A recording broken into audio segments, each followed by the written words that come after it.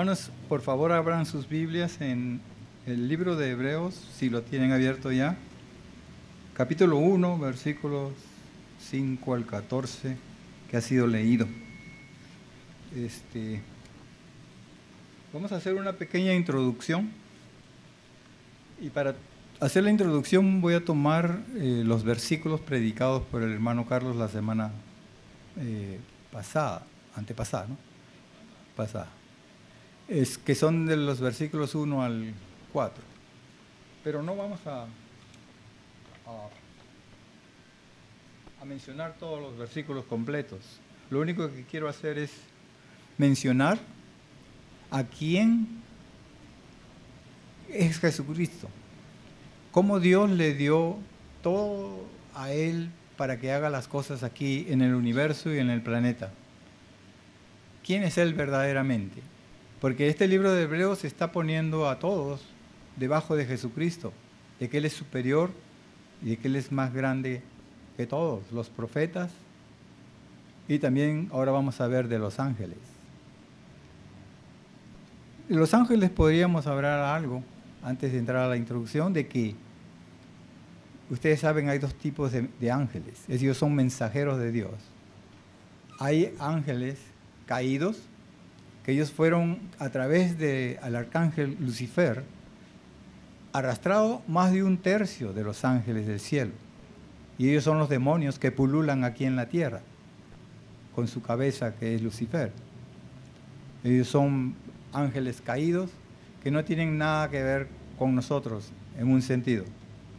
No debemos preocuparnos por ellos.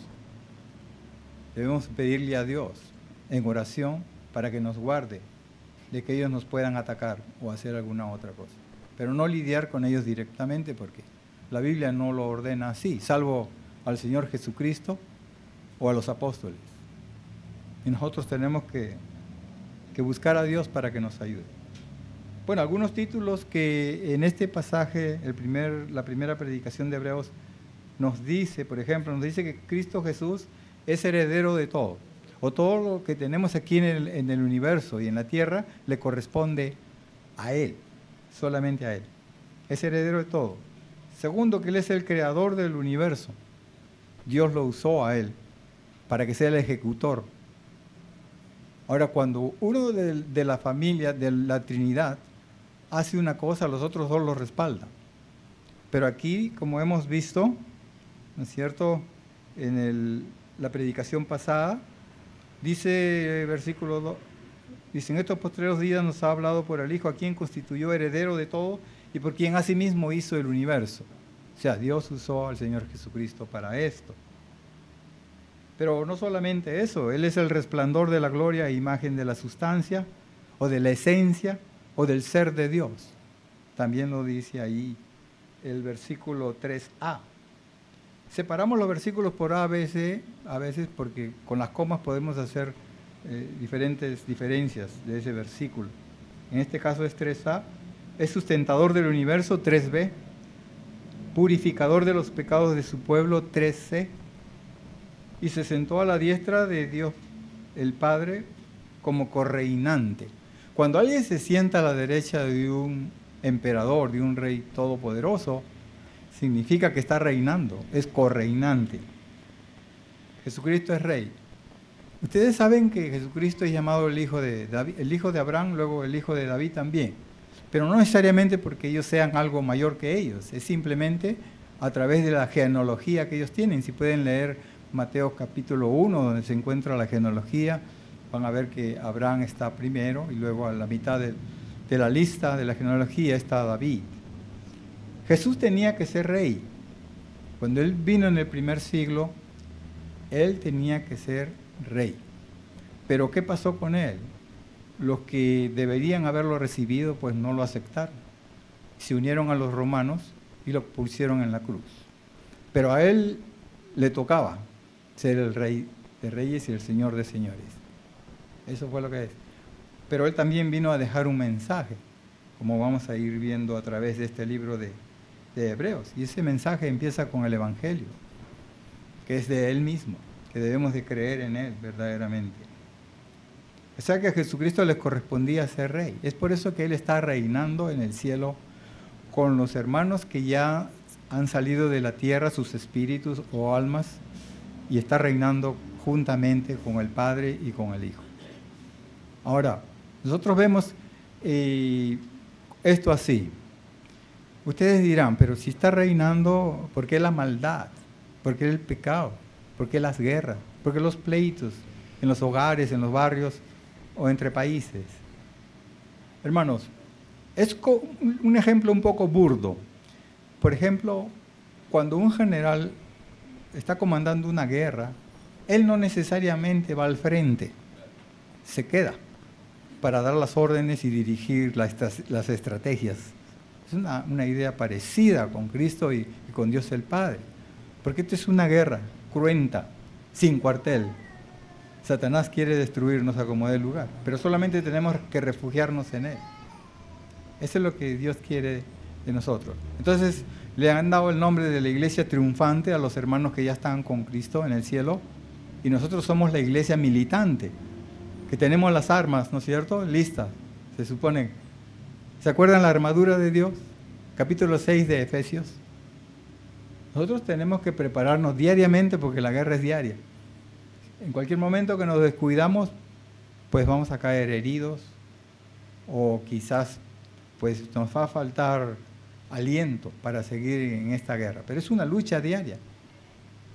Lucha diaria contra el mundo, o sea, el sistema mundial corrompido, ¿cierto? Contra Satanás mismo y contra nuestro yo interno, contra nuestra propia alma, porque a veces queremos hacer algo, pero las decisiones que tomamos son erróneas y nos vamos por otros caminos. Pero estamos en una lucha. Y ustedes recuerdan, ¿no? La armadura de Dios, tenemos que ponerla diariamente. Es la armadura de Dios, no es nuestra. Y empieza con la verdad, ¿no? ¿Se acuerdan? Ajustar los lomos con la verdad. Pero no es repetirla como una oración, ¿no? Unas cuantas veces, y así como hacíamos con el Padre Nuestro, ¿no? Los que estuvimos en la iglesia romana. No, no es así. Así no va a entrar nada. Tenemos que practicar la verdad, tenemos que conocer la verdad y estar avanzando constantemente, igual que la justicia de Dios, igual que el Evangelio de la paz, para poder predicarlo a otros. Y ponerse la armadura de Dios es eso. Esa es parte de estar cubiertos con toda la armadura de Dios. Así que siempre no nos olvidemos de Efesios capítulo 6. Y eso es diariamente. Bueno, esa es la parte introductoria, hermanos. Ahora vamos a entrar al texto en sí que nos compete. El Hijo superior a los ángeles. Dice, porque ¿a cuál de los ángeles dijo Dios jamás, mi hijo eres tú, yo te he engendrado hoy? Y otra vez, yo seré a él padre y él me será a mí hijo. Hay una serie de preguntas retóricas, por supuesto, tienen respuesta. La mayoría de ellas son para poner un no, ¿no? ¿A cuál de los ángeles dijo Dios jamás, mi hijo eres tú, yo te he engendrado hoy? Y pues no hay ningún ángel que Dios le haya dicho tal cosa. Vamos a ver, vamos a analizar estos versículos. Mi hijo eres tú. Ninguno, esa respuesta para esta pregunta retórica es ninguno o nadie. Ninguno fue llamado hijo de Dios directamente, o por lo menos que yo te he engendrado. Ahora, este versículo que hemos leído está basado en el Antiguo Testamento, y eso está en el Salmo 2, Salmo capítulo 2, versículo 7, y de que Dios nos va pues a bendecir por medio de Jesucristo. Ahora, esto estaba dirigido al rey David. Los salmos están dirigidos directamente a él, al rey David o a Salomón o a alguno de ellos. Pero David y Salomón es un tipo. Tenemos que empezar a tener esto en mente, que en el Antiguo Testamento hay tipos de la realidad que es Cristo, y Él es el antitipo. Eso es lo que se usa en los institutos bíblicos y seminarios, de tener un tipo y un antitipo. Por ejemplo, podría ser un tipo del Antiguo Testamento, los sacrificios que se hacían en el Antiguo Testamento es un tipo. Y la realidad, el antitipo es Cristo Jesús, que fue a la cruz, ¿no? O sea, ese sacrificio se compara con el sacrificio de Cristo Jesús. Bueno, en este caso, el rey David era el tipo de rey en un sentido, y hizo un cumplimiento parcial de la escritura que él mismo escribió. Y el antitipo Jesucristo, Jesús, Él es el Dios, hizo un cumplimiento total y pleno de esta escritura, porque cada vez que ponemos algo del Antiguo Testamento en el Nuevo, es una profecía, y especialmente si nos dedicamos a la persona de Cristo Jesús. Una profecía directa de Él. O sea que hay cumplimiento en Él. Vamos entendiendo esa parte. Dice, yo te he engendrado hoy. En el contexto bíblico esto no significa su nacimiento físico. En realidad, el engendramiento que leemos en muchas partes de la Biblia, ¿no? Por ejemplo, es hijo de, engendró a fulano de tal, a sutano, especialmente el libro de Levíticos, que tiene todas esas palabras de engendrar. Pero esto no se está refiriendo a eso. Se está refiriendo en el caso de David, cuando a él lo entronaron como rey, después de Saúl. ¿Se acuerdan del rey Saúl? Es cumplimiento parcial, porque David no es un rey eterno. Él vivió 50 años de gobierno y después murió, ya avanzado en edad. Entonces, cuando se refiere a la palabra por los siglos, o por ejemplo eternamente, no se está refiriendo a ellos, se está refiriendo al Señor Jesucristo, que Él es el Rey eterno y que está ahora reinando en el cielo y dirigiéndonos a través de su escritura cómo lidiar en esta lucha diaria hasta que Él venga otra vez. Sí debemos de pedir que Él venga pronto, pero Él está dirigiendo a su iglesia, a aquellos que han nacido otra vez. ¿Okay? En cuanto a David, es su entronamiento, y en cuanto a Jesucristo, es no solamente el entronamiento como rey, que es, sino también es parte de su institución mesiánica, porque Él vino como Mesías.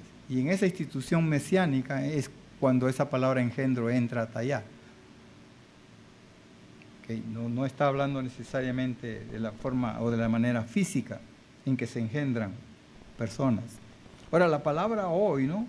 Dice, yo te he engendrado hoy. Por lo mismo. Ahora, David es lo mismo haberse entronado en el trono del rey de Israel, porque la palabra hoy implica eso, cuando a él lo pusieron como rey. En el caso de Jesucristo es cuando él arribó. ¿Y por qué digo que Jesucristo es rey? Porque si ustedes se acuerdan de esa historia, Mateo capítulo 2 y versículo 2, cuando los sabios llegan a preguntarle a Herodes, llegan a Jerusalén, ¿dónde está el rey de los judíos que ha nacido? Ellos no cuestionaron el reino de Jesucristo de ninguna manera. Preguntaron, como se les había dicho, ¿dónde está el rey de los judíos que ha nacido? Y pues Herodes se sobresaltó y después, ya ustedes saben la historia, lo quiso matar y todo eso. Pero si los sabios, enviados por Dios, le están diciendo que es un rey, es porque Él lo es, desde que Él entró al mundo, verdaderamente. Esa es la parte que quería decirles en este versículo. Luego dice, yo seré a Él padre y Él me será a mi hijo. También en la primera parte, digamos así, se refiere a David, pero parcialmente, porque también nosotros somos hijos de Dios, ¿no es cierto? En ese sentido. Pero Jesucristo es el unigénito Hijo de Dios en el sentido divino. O sea, David primero, porque esta escritura está escrita por él, pero en segundo lugar es por Cristo Jesús, porque Él es el cumplimiento pleno de esta profecía. El versículo 6 dice, y otra vez, cuando introduce al primogénito en el mundo, dice, adórenle todos los ángeles de Dios. Y eso es lo que ocurrió en su nacimiento, ¿sí recuerdan? Que Dios envió al ángel Gabriel, ¿no? Para anunciar a los pastores de que había nacido un Salvador. Y los ángeles empezaron a cantar, ¿no? Gloria a Dios en las alturas y en la tierra paz y buena voluntad para con los hombres.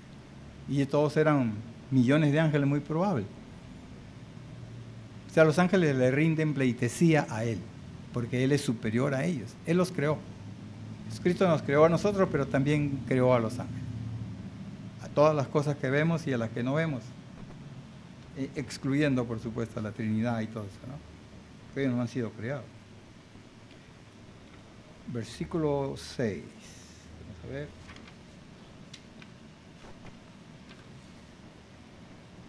El versículo 7 dice: ciertamente a los ángeles dice, el que hace a sus ángeles espíritus y a sus ministros llamas de fuego. Eso viene del Salmo 104, versículo 4. Casi todo el libro de Hebreos está lleno de citas bíblicas, especialmente de los Salmos. Y en este capítulo 1 se cumple eso, sentido. ¿Qué dice el Salmo 104:4? Dice, el que hace a los vientos sus mensajeros. ¿No es cierto? Está un poco diferente porque aquí en Hebreos dice, el que hace a sus ángeles espíritus. Pero vamos a explicar un poco eso dentro de un rato. Y las flamas de fuego sus ministros. Dice, y a sus ministros llama de fuego. O sea que está al revés. Pero está citado de los Salmos y en especial de este 104:4. ¿Por qué? La traducción para ángel no solamente es un espíritu o mensajero, pero también implica viento. También se puede traducir la palabra de ángeles como viento, porque es una fuerza, ¿no? Que es movida, enviada por alguien, en este caso los ángeles que son enviados por Dios. Ciertamente dice, hace a sus ángeles espíritus. Y vientos es la mejor traducción, diría yo, para ponerla ahí. ¿Por qué? Porque el viento puede ser conducido y ese viento puede tener una fuerza enorme para destruir. O sea, Dios lo puede usar como juicio, no sé, para algún pueblo que se ha rebelado contra él. Pero también lo puede usar de una buena manera, para bendecir. Cuando tenemos calor, ¿no? Una brisa pequeña, y salimos al campo, a la playa, y nos refrescamos con el viento de Dios porque no es muy fuerte. Si nos metemos adentro del mar y tenemos un mal tiempo, entonces el viento está siendo bastante fuerte y pues nos va a maniobrar de un lado a otro. Pero si llegamos a puerto, entonces estamos más tranquilos con los del viento. Lo que les quiero decir es que se estaba usando una metáfora, una alegoría, se podría decir, acerca de los ángeles con ser los vientos, y después más adelante a los ángeles con ser también el fuego. El fuego también es como el viento en un sentido, porque avanza, ¿no? y quema todo lo que está a su paso, que también se puede usar para juicio de Dios, para la ira de Dios. Pero también el fuego sirve para calentar nuestras comidas, para cocinar, o sea, se puede usar de diferentes maneras. Entonces esos son los ángeles, son ministros de Dios, ministros, un servidor, que ellos están obedeciendo a Dios perfectamente. Hemos visto el caso, ¿no?, de los dos ángeles, arcángeles que tienen nombre, Miguel y Gabriel, como cuando Dios los ha enviado, ellos cumplen perfectamente y no dicen más de lo que se les ha ordenado. Ahora, Dios los puede hacer, por eso les dije que no interesa que estén al revés los nombres. ¿Por qué? Porque Dios puede hacer a los vientos ángeles y a los ángeles los puede hacer viento. A la llama de fuego los puede hacer como ángeles, en un sentido metafórico, por supuesto. Pero es lo mismo, porque así actúan los ángeles. Los ángeles están a favor en el sentido de obedecer a Dios y nos enseñan en cierta forma que ellos no han sido comprados por la sangre de Cristo, pero sin embargo ellos no se fueron con el tercio con Satanás, se quedaron con Dios. Por eso se le llama santos ángeles. Los santos ángeles son los que están alrededor nuestro cuidándonos con las órdenes de Dios. Vamos a entrar al versículo 8. Dice, más del Hijo dice esto: tu trono, oh Dios, por el siglo del siglo. Esto también viene del Antiguo Testamento. Este es el Salmo 45, 6, que dice así: tu trono, oh Dios, es eterno y para siempre. Cetro de justicia es el cetro de tu reino. O sea, aquí se está considerando, como ha entrado esa profecía del Nuevo Testamento, se está hablando de Cristo también. Entonces se está considerando a Cristo como que Él es rey y está en el trono, está en control. O sea, no nos pensemos de otra manera cuando veamos la maldad que avanza en el mundo, porque Dios está en control y Él va a castigar. A Él no se le va a pasar ni uno.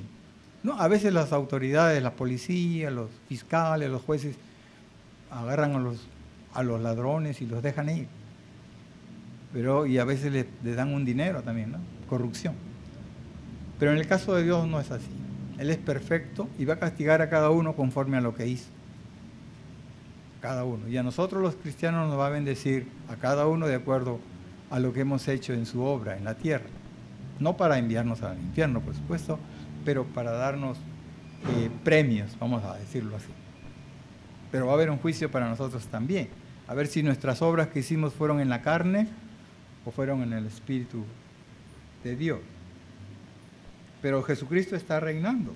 Tu trono, oh Dios, por el siglo del siglo, o sea, eternamente. Eso no es para David ni para Salomón, porque ellos no reinaron eternamente, murieron. Y el 9 dice: has amado la justicia y aborrecido la maldad. Pues ese es realmente el cetro de equidad que tiene Dios, que tiene Jesucristo en este caso. El cetro, ustedes saben, es una varilla, ¿no es cierto? A veces de oro, con piedras preciosas que tienen los reyes, los príncipes, las reinas. Y ese te da una idea de autoridad y de poder, el tenerlo a la mano, ¿no? Y el rey señala y hace cosas. Aquí en el caso de Jesucristo dice: tú tienes un cetro de equidad. O sea que Él no tiene un cetro en la mano, por supuesto, porque eso es metafóricamente hablando. Pero el cetro de Él es la equidad. O sea, Él no hace acepción de personas, ni juzga a uno mejor que el otro, o por su color o por su tamaño. Él no tiene esas cosas. Él va a juzgar a cada uno de acuerdo a las obras que ha hecho, sean creyentes o no, o sean nacidos de nuevo. Pero los va a juzgar a todos de acuerdo a lo que han hecho. El versículo 9 dice: has amado la justicia y aborrecido la maldad. Esa es otra parte también de su manera de ser, de su carácter. Ha amado la justicia porque la justicia es la voluntad plena de Dios, ¿no? Dios ordena por medio de sus mandamientos, preceptos, ordenanzas, y tenemos que cumplirlas sus hijos. Y esa es su justicia, que es su voluntad que Él está pidiendo se haga. Entonces, hacer la justicia en este caso de Dios es eso, obedecerlo a Dios plenamente. Jesucristo lo obedeció a Dios perfectamente. Obedeció a Dios activamente y pasivamente. Activamente cuando enseñaba, predicaba y hacía milagros. Y pasivamente cuando lo capturan en Getsemaní y lo llevan a la cruz. Él obedeció perfectamente. También Jesucristo nos enseña la obediencia, porque es lo que quiere Dios, que lo obedezcamos. Por lo cual te ungió Dios, el Dios tuyo. A Jesucristo lo ungieron también. Se puede decir, algunos teólogos y comentaristas dicen que fue antes de la creación del universo, para que Él haga la obra y el trabajo aquí en la tierra. Pero también se puede recordar en su bautizo, ustedes recuerdan, en Mateo 3, 4, cuando Él les estaba bautizando, dice que Dios habló: este es mi Hijo amado en el cual tengo complacencia, ¿no es cierto? Y luego apareció, dice, el Espíritu Santo en forma de paloma. Por supuesto, el Espíritu Santo no es paloma, pero lo hizo aparecer como en forma de paloma y se puso sobre su hombro. Entonces ahí estaba la Trinidad en pleno, aprobando que Él iba a empezar su trabajo como un ungido, que significa Mesías, y Cristo en griego, ¿no? Mesías en hebreo. Entonces Él era el que iba a cumplir todo eso, sabiendo que pues lo iban a crucificar. De todas maneras, Él enseñó. Todo lo que tenemos en el Nuevo Testamento es la enseñanza de Cristo directamente. Primero a sus apóstoles, luego discípulos y luego a todos nosotros. Porque ya nos llegó, ¿no es cierto?, la Escritura. Pero todos los que escribieron en el Nuevo Testamento, ¿no?, los apóstoles y algunos discípulos, es la palabra de Dios que vino a enseñar por 3 años y medio. Por eso que ya no hay ninguna profecía más. No es que estemos creyendo que hay profecías nuevas, ya no hay. La Biblia es de Génesis, que es el libro de comienzos, hasta Apocalipsis, que es el libro prácticamente en que se cierra. Así que nosotros ya no nos preocupemos de profecías nuevas como algunos andan hablando por ahí, algunos grupos, iglesias, de nuevos profetas, y entonces se salen de la Biblia, hermanos, y eso es pecado. Dios ya habló. En estos postreros días ha hablado por medio de su Hijo. Y ya no hay más postreros días. Estamos en los postreros días. Eso es lo que es. El óleo de alegría, o sea, dice, con óleo de alegría más que a tus compañeros. Bueno, los compañeros podrían ser los reyes que estuvieron antes de él, que Dios los bendijo también y los ungió para que sean reyes. Pero en el caso de Cristo fue algo mejor. ¿Por qué? Porque él iba a enseñar el mensaje del Nuevo Testamento especialmente, ya lo había hecho con el Antiguo, y también iba a enseñar muchas cosas, como el bautizo, la cena del Señor, que tenemos los sacramentos nosotros, y enseñó muchas cosas más, aparte de los milagros que hizo y todo eso.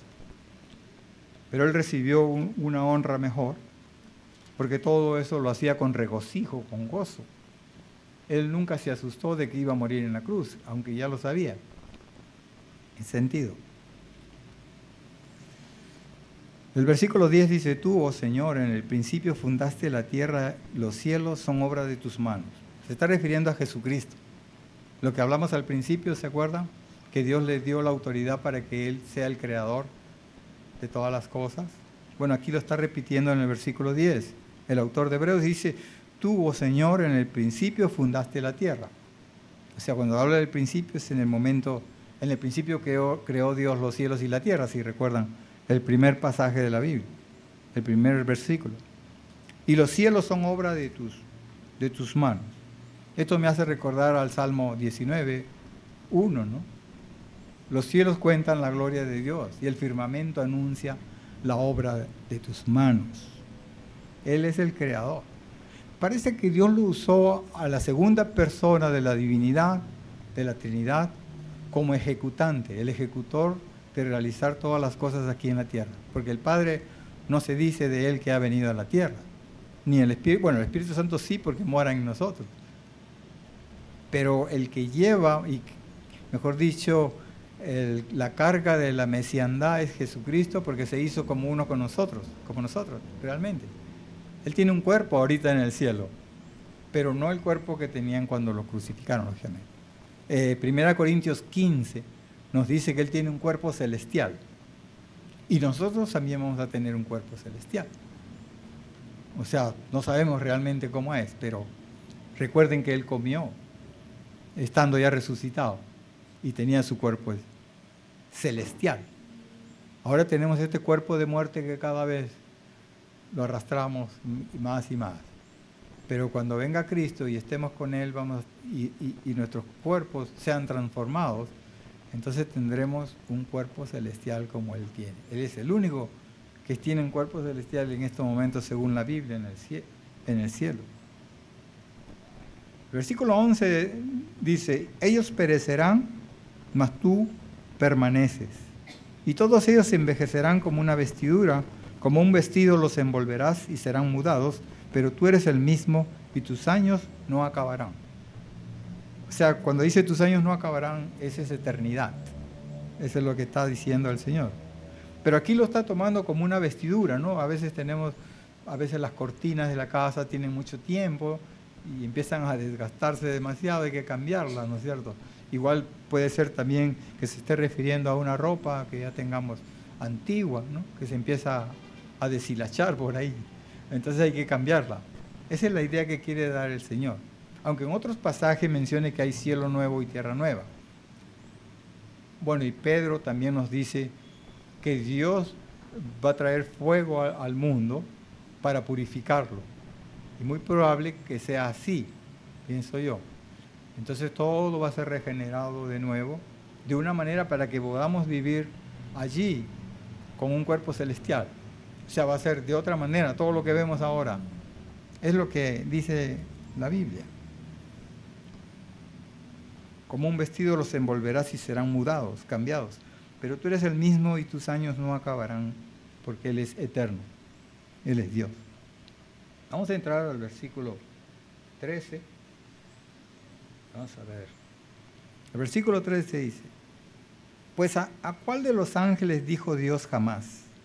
Siéntate a mi diestra hasta que ponga a tus enemigos por estrado de tus pies. Bueno, ya sabemos, es otra pregunta retórica que realmente la tenemos que contestar con un no. A ninguno de los ángeles dijo Dios jamás: siéntate a mi diestra hasta que ponga a tus enemigos por estrado de tus pies. Ahora, Jesús venció a sus enemigos y Él está reinando en el cielo. Venció la muerte con poder porque resucitó. Y lo mismo vamos a hacer nosotros en un futuro, cuando Él venga otra vez.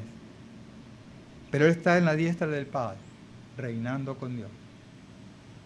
Y también luchando contra el enemigo, contra los demonios. Hay algunas cosas que vemos que quizás no nos gusten, pero Dios está allí con su ejército militante. ¿Y cuáles nuestras armas? Ya la vimos en Efesios capítulo 6, ¿cierto? La espada del Espíritu, es la palabra de Dios. Tenemos que tenerla presente siempre. Ahora, poner a sus enemigos por estrado de sus pies, porque todavía vemos todas esas cosas malas, incluyendo la muerte para nosotros. Todo eso va a ir dejándose de lado para que cuando Cristo venga ponga orden, destruya el mal, al malo y a la gente mala que pues ha hecho maldades toda su vida y ni siquiera se preocupó por Dios, ¿no? Estuvieron de espaldas a Él, en un sentido.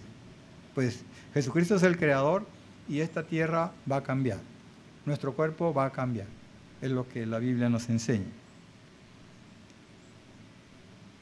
El versículo 14 dice: ¿no son todos estos espíritus ministradores enviados para servicio a favor de los que serán herederos de la salvación? Está hablando de los santos ángeles. Todo lo que hemos estado hablando desde el versículo 4 son dirigidos por los santos ángeles. No tenemos que ver nada de los ángeles caídos, de los demonios. Está hablando de los santos ángeles. Y aquí el 14 dice algo claro para nosotros también. Dice, son espíritus ministradores. Ministrador significa servicial, que hace un servicio, una obra para Dios. Enviados para servicio a favor de los que serán herederos de la salvación. ¿Quiénes son estos? Es la iglesia de Cristo. Los herederos de la salvación, pasados, presentes y futuros, pues es la iglesia de Cristo Jesús.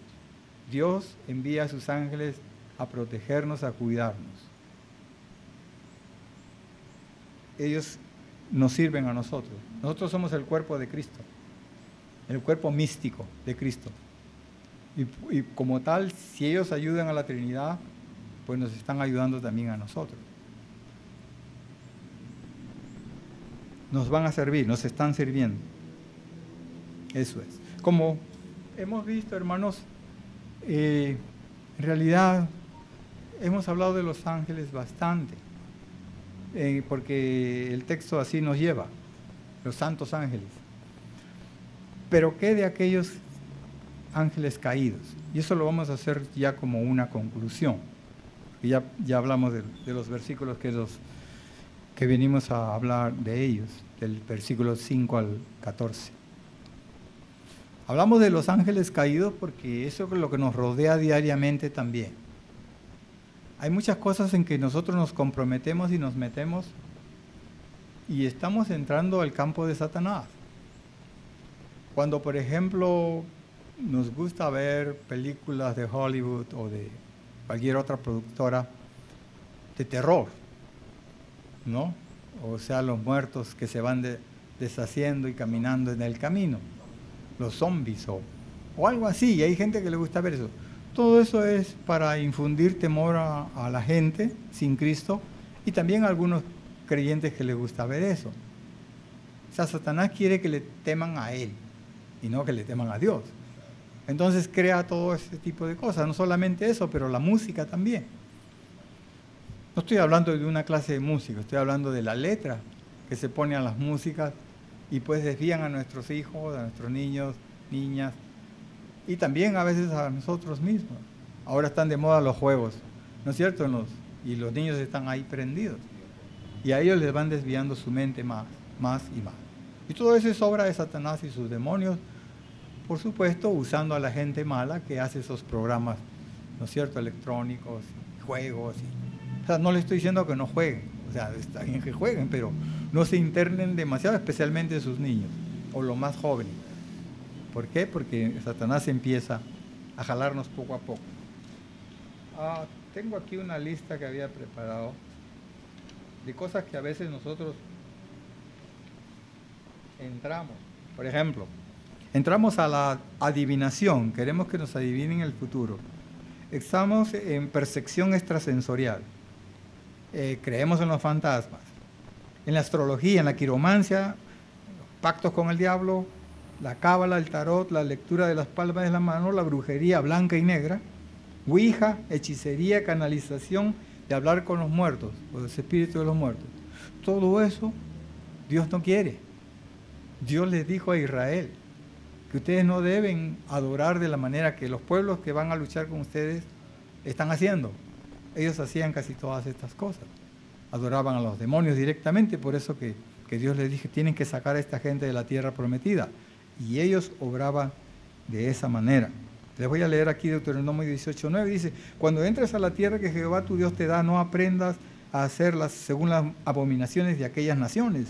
No sea hallado en ti quien haga pasar a su hijo o su hija por el fuego, ni quien practica adivinación, agorero, ni sortílego, ni hechicero, ni encantador, ni adivino, ni mago, ni quien consulte a los muertos, porque es abominación para con Jehová cualquiera que hace estas cosas, y por estas abominaciones Jehová tu Dios echa estas naciones de delante de ti.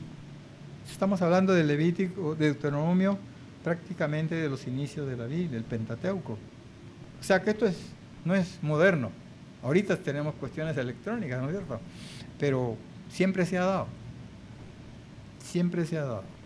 Y debemos alejarnos de esto porque Dios en realidad no quiere.